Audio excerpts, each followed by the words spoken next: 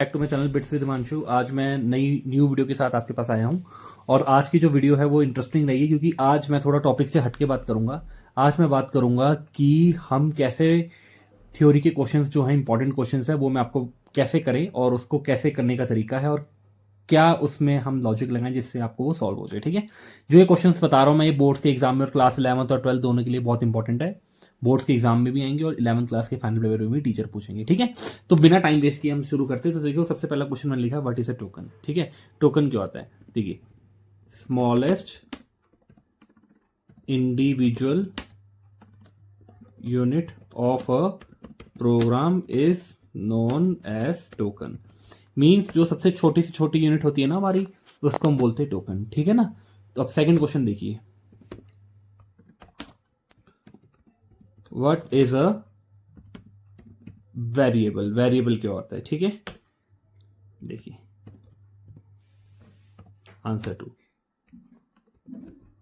Variable is a name storage location whose contents can be varied. ठीक है, ये हमारा सेकंड क्वेश्चन जो कि इंपॉर्टेंट है। मैं ये इसमें सिर्फ वही क्वेश्चन बताऊंगा जो बहुत इंपॉर्टेंट है। ठीक है, question number 3, what is expression. Okay, expression क्या होता है? सिंपल लैंग्वेज में जिससे आपको की बहुत आसानी हो जाए समझने में। Expression is a combination of operators and operands. ठीक है, ये तीन क्वेश्चन मैंने आपको बता दी जो कि इंपॉर्टेंट है। थोड़ा मैं आपको इसको हिंदी में बता देता हूँ। टोकन मतलब कि जो सबसे छोटी यूनिट होती है ना, जिससे हमारा फुल फ्लैच प्रोग्राम बने, उसको हम बोलते हैं टोकन। ठीक है, जैसे फॉर एग्जांपल मैं आपको बताता हूँ, जैसे आप घर में मतलब वहां जाते हैं मदर डेयरी या अमूल के किसी मिल्क बूथ में जाते हैं तो वहाँ आप टोकन लेते हैं, पैसे देके टोकन इंसर्ट करते हैं तो बहुत बड़ी वैल्यू निकलती है। जैसे मान लीजिए आपने एक टोकन इंसर्ट किया तो आधा किलो दूध निकला, दो टोकन इंसर्ट किया तो 1 किलो दूध निकला। तो मतलब छोटी चीज से बड़ा आउटपुट। वैसे ही कंप्यूटर के अंदर भी टोकन का मतलब यही होता है कि छोटी यूनिट से बड़ा प्रोग्राम जो निकलता है उसको टोकन कहते हैं। ठीक है, अब हम बात करते हैं सेकंड क्वेश्चन की जिसमें लिखा व्हाट इज वेरिएबल। जो वेरिएबल क्या होता है बेटा?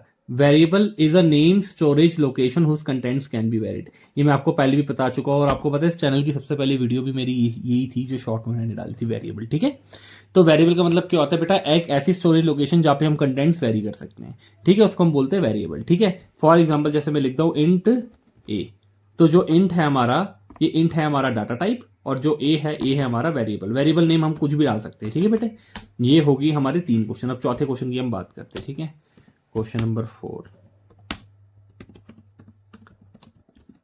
What is operators. ठीक है, ऑपरेटर्स क्या होता है? Mixture of operator and operands is known as operators. ठीक है, जो मिक्सचर होता है ना ऑपरेटर और ऑपरेंड्स का, उसको हम ऑपरेटर्स कहते हैं। ठीक है, जैसे मैं नीचे लिखता हूं फॉर एग्जाम्पल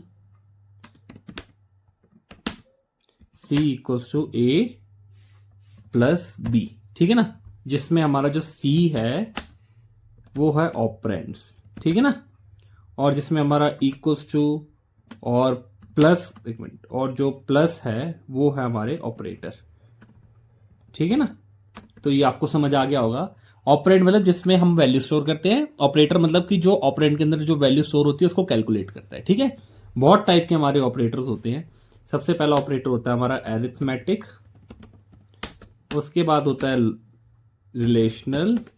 ठीक है ना, ये बहुत इंपॉर्टेंट टॉपिक है। थर्ड होता है हमारा लॉजिकल, फोर्थ होता है हमारा साइज ऑफ। ठीक है, फिफ्थ ऑपरेटर होता है हमारा यूनरी। ठीक है, सिक्स्थ ऑपरेटर होता है हमारा बाइनरी। ठीक है, seventh is ternary, eighth is Boolean. ठीक है ना, नाइन्थ इज हमारा एलवेस ऑपरेटर। ठीक है, और टेंथ इज हमारा कॉम्प्यूटेशनल शिफ्ट ऑपरेटर्स, जिसमें कि दो टाइप होते हैं हमारे। एक होता है लेफ्ट शिफ्ट, ठीक है, जो कि ऐसे आता है। ठीक है, एक होता है राइट शिफ्ट जो कि ऐसे जाता है। ठीक है, अब मैं इसको डिटेल में बता देता हूँ आपको कि ये क्या होता है। जैसे हमारा एरिथमेटिक ऑपरेटर है, ये क्या होता है बेटा, जैसे मैंने लिखा प्लस माइनस, ठीक है ना, मल्टीप्लाई, ठीक है, डिवाइड, एक्सपोनेंशियल और मॉड, ठीक है। ये हमारे होते हैं एरिथमेटिक ऑपरेटर। रिलेशनल ऑपरेटर हमारे क्या होते हैं, लेस देन, एक second, less than, greater than, less than equals to, greater than equals to, equals to, और हमारा एक्सक्लेमेशन मार्क ये नॉट इक्वल्स टू, ठीक है। लॉजिकल ऑपरेटर हमारे क्या होते हैं, एंड, जिसका साइन होता है हमारा ये ब्रैकेट, एक मैं यूज कर लेता हूँ, ये हमारी ब्रैकेट हो गई, ठीक है, ये हो गया हमारा एंड, ठीक है। उसके बाद और हो गया हमारा ये दो स्लैशेस, जैसे कि हम अभी डालते हैं आपके सामने, ये हो गया हमारे दो स्लैशेस हो गए, ठीक है। एक सेकेंड, कहा गया मेरा स्लैश स्लैश स्लैश, हाँ, ठीक है, अभी ठीक है, हमारे जो दो स्लैशेस होते हैं, ठीक है, ये दो स्लैशेस हो गए, और ठीक है, नॉट क्या हो गया बेटा हमारा, नॉट हो गया हमारा अगेन ये, एक सेकेंड, ये, ठीक है, सॉरी, अब मिल गया मेरे को मिल नहीं रहा था ये, और नॉट, ठीक है ना। ये तीन हमारे लॉजिकल ऑपरेटर होते हैं, ठीक है। और हमारा साइज ऑफ मैं आपको आगे डिस्कस करूंगा। यूनरी मीन्स 1, ठीक है, बाइनरी मीन्स 2, ठीक है, टर्नरी मीन्स 3, ठीक है, बूलियन मीन्स 0 एंड 1। आपको पता है ये 0 का मतलब फॉल्स होता है, 1 का मतलब ट्रू होता है, ठीक है। एल्विस को हम एक और ऑपरेटर बोलते हैं, also known as conditional operator, ठीक है। This is used when we have to declare more than 2 statements in if else clause, ठीक है। जब हमें इफ एल्स क्लॉज में 2 से ज़्यादा स्टेटमेंट डालनी होती है ना, तो हम यूज़ करते हैं इसको। मैं शॉर्ट्स में बताऊंगा आपको कि कैसे यूज़ करते हैं, ठीक है। कॉम्पिटिशनल ऑपरेटर भी मैंने आपको बता दिया है। तो होप्स हो आपको ये ऑपरेटर्स का भी क्लियर हो गया होगा, ठीक है। तो मैंने आपको ये कितने क्वेश्चन, 4 क्वेश्चन क्लियर कर दिए। अब मैं आपको नेक्स्ट क्वेश्चन और बताता हूँ, ठीक है, जो कि हमारा क्वेश्चन नंबर 5 है। एक सेकेंड, हाँ, जो कि हमारा क्वेश्चन नंबर 5 है, जिसको हम बोलते हैं what is data type. Data type क्या होता है, ठीक है। इसका आंसर लिखते हैं हम, data type are means to identify the type of data and associated operations in it, ठीक है ना। ये हमारा डाटा टाइप होता है, जिसके अंदर हम क्या करते हैं, डाटा टाइप में डाटा को आइडेंटिफाई करते हैं और उसके ऑपरेशंस करते हैं, ठीक है बच्चों। हमारे 2 टाइप के डाटा टाइप होते हैं, देयर आर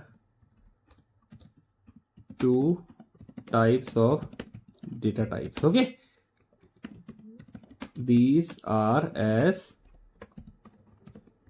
फॉलोस। कौन कौन से होते हैं मैं आपको बताता हूं अभी, एक सेकेंड।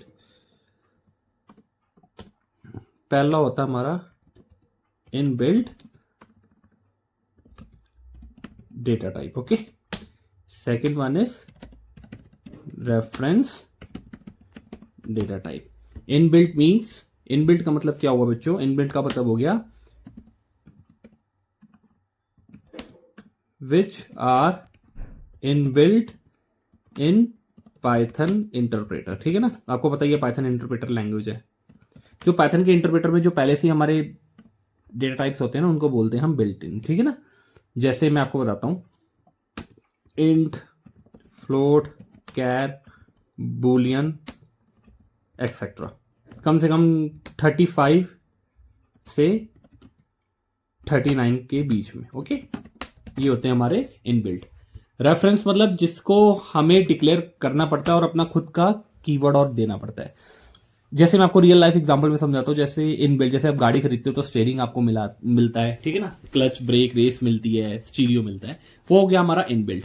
रेफरेंस का मतलब क्या हुआ, आप गाड़ी ले गए, आप करोल बाग में ले गए गाड़ी को और वहाँ पे आपने डेक लगवा लिया है ना, स्पीकर्स लगवा लिए, अलॉय व्हील्स लगवा लिए, टायर का साइज अपग्रेड कर दिया, वो हो गया हमारा रेफरेंस। ठीक है, तो रेफरेंस डेटा टाइप में हम क्या लिखते हैं, क्लास, ऑब्जेक्ट, ठीक है ना, इनम, स्ट्रक्चर, ठीक है, और एक्सेट्रा, ये हमारे यूज होते हैं हमारे रेफरेंस डेटा टाइप में।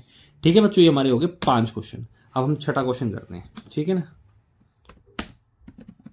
What do you mean by assembler, interpreter and compiler?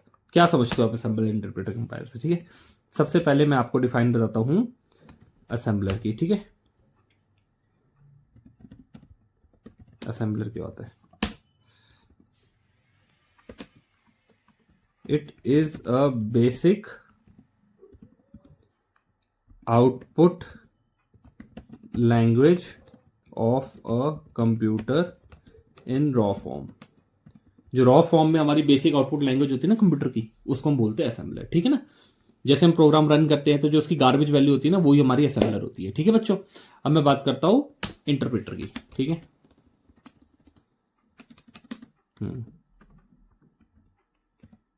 Interpreter क्या होता है? ठीक है,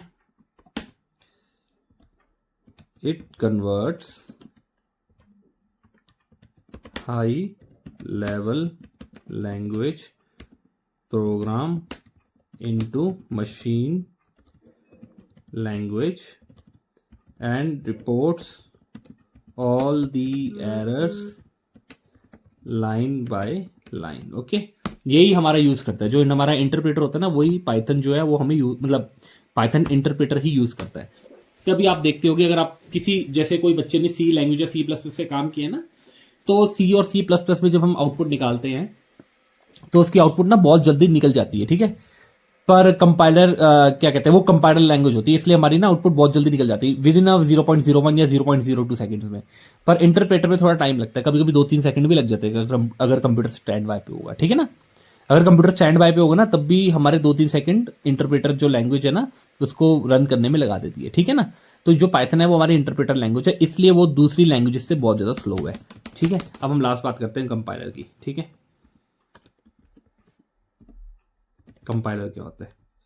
देखिए, it also converts high level language program into machine language. Okay, machine language in one go and reports all the errors including line numbers.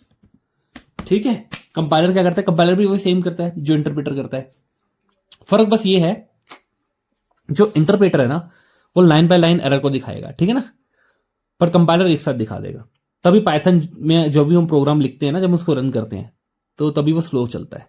ठीक है, पर compiler में ऐसा नहीं है, कंपाइलर में वो एक साथ रन करके दिखा देता है। ठीक है, तभी हमारी दुनिया की जो सबसे फास्ट लैंग्वेज है ना, अभी तक उसको कोई नहीं तोड़ पाया, उस लैंग्वेज का नाम है सी लैंग्वेज।